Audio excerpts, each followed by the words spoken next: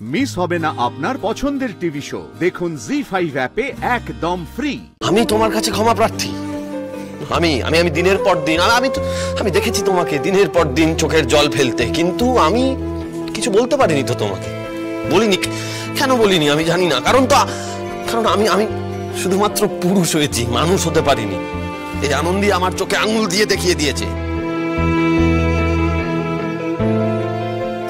তা না হলে না আমি আজও চোখে টুলি পড়েই বসে থাকতাম। আমাকে ছোটবেলা থেকে শেখানোই হয়নি যে বাড়ির মেয়েদের সম্মান করতে হয়।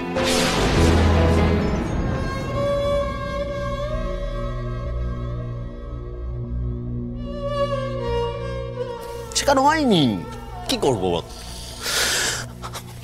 আমি আমি এই বাড়ির প্রত্যেকটা মেয়ে, মা, ঠাম্মি, সুমনা, তনুশ্রী, তোমাদের প্রত্যেকের কাছে ক্ষমা প্রার্থী।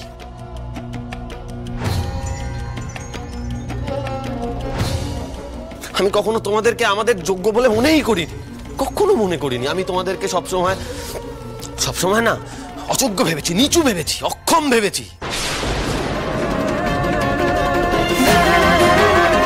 শুধুমাত্র কর্তব্য করে গেছি। কি করবো বলো?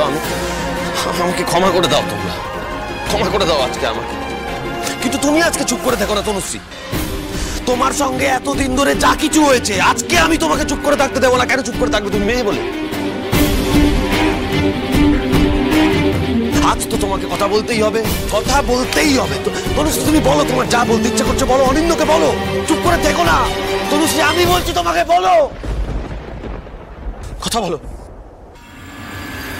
তনুশ্রীদের সাথে না অনিন্দদার ডিভোর্স হয়ে গেছে, তাই তনুশ্রীদের সামনে যে দাঁড়িয়ে আছে সে একজন অপরাধী। আর না তনুশ্রীদিকে অনিন্দদার এই বেলেল্লাপনাগুলো চুপচাপ মুখ বুঝে মেনে নেওয়ার ওর কোনো দরকারই নেই। কেন মেনে নেবে ও? ওর সামনে এই মুহূর্তে যে দাঁড়িয়ে আছে, যেটা আমি বললাম, সে হচ্ছে একজন অপরাধী, ব্যাস। আনন্দী থাক না। স্যার আমি আপনাকে একটা কথা বলি, সবাই যখন মেনেই নিয়েছে যে এটা একটা অপরাধ হয়েছে, তাহলে অপরাধের শাস্তিটাও নিয়ম মেনেই হোক। তনুশ্রী অনিন্দদাকে একটা থাপ্পড় মেরেছে, কেন? ওর যদি ইচ্ছা হয় ও 10টা থাপ্পড় মারবে। ও যটা ইচ্ছা ও তটাই চড় মারবে। মারো তনুশ্রী, মারো। আমার কত বছরের স্বাদ ছিল এই লাহিড়ী বাড়ির বউরা এই বৈঠকখানায় দাঁড়িয়ে ঠিক করবে কোনটা হবে আর কোনটা হবে না, আর এই বাড়ির ছেলেরা সেটাকে আদেশ মনে করে মাথা পেতে মেনে নেবে।